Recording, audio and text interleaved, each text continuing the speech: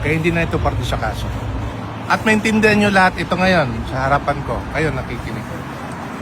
It has been the policy of the Philippine government under any administration, from Cory Aquino to Ramos to Estrada, to GMA, lahat hanggang kay BBM, that if there's a Filipino that is arrested, detained, tried, and even convicted, it is the policy of government to extend all necessary assistance to bring that Filipino back home.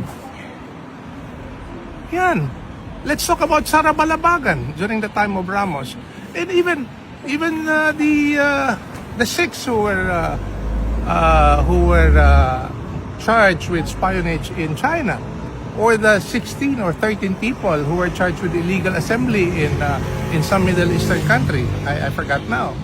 Or even recently, Sara Biloso? Mary Jane. Mary Jane Biloso, who was already convicted for drug-related case. In fairness, to the credit of the BBM administration, she was brought home. That's the whole point of this. That's the whole point of this whole experience.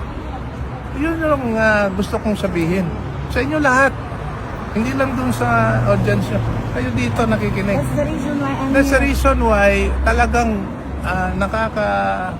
nakakadispaya at the very least that this government has brought a Filipino who was already in the Philippines to try it outside for whatever reason, because that is against the policy of the Philippine government under any administration.